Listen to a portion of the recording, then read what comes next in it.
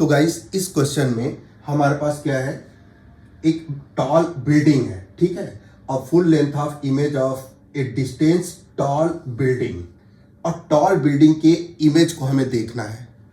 अब देखने के लिए क्या क्या जरूरी है, क्या क्या नेसेसरी है। सबसे पहली बात कि आपको स्क्रीन फ्री इमेज चाहिए, मतलब स्क्रीन पे इमेज ऑब्टेन हो, कहाँ कहाँ स्क्रीन लेके घूमेंगे, इसका मतलब वर्चुअल इमेज बननी चाहिए। जैसे मान लीजिए आपका प्लेन मिरर है, तो प्लेन मिरर के सामने जब आप अपना शक्ल देखने के लिए खड़े हो जाते हैं तो क्या स्क्रीन लेके घूमते हैं कि किस स्क्रीन पे मेरी इमेज आ रही है? नहीं, आपको बिना स्क्रीन फ्री इमेज चाहिए, तभी आप देख पाओगे, वरना स्क्रीन की लोकेशन लोकेट करना, ये सब सारी चीज़ें कॉम्प्लिकेटेड हो जाएंगी। ऐसा तो नहीं करना है ना हमें। तो अगर हमें टॉल बिल्डिंग की इमेज देखनी है तो वो स्क्रीन फ्री होनी चाहिए, मतलब वर्चुअल होनी चाहिए। दूसरी बात, पूरी इमेज दिखाई देनी चाहिए।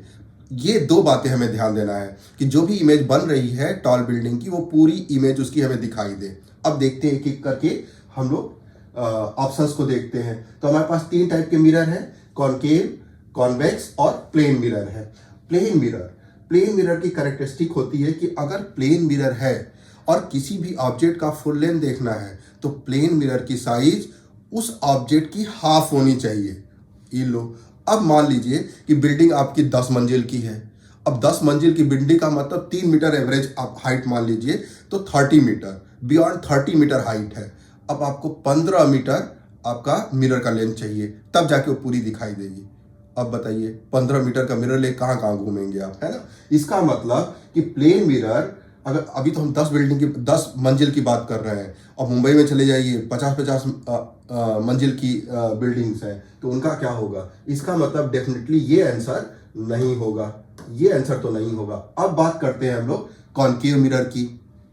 कॉनकेव मिरर डेफिनेटली क्या बनाता है, वर्चुअल इमेज बनाता है, लेकिन एक ही केस में वर्चुअल इमेज बनाता है, स्क्रीन फ्री इमेज बनाता है, जब बिहाइंड द मिरर वो बनाता है। लेकिन ऑब्जेक्ट को कहाँ होना चाहिए, ऑब्जेक्ट को होना चाहिए पोल और फोकस के बीच में।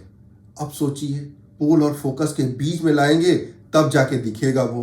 अब बिल्डिंग कहाँ से देखना है, एक पर्टिकुलर लोकेशन, रेस्ट्रिक्टेड जोन हो गया।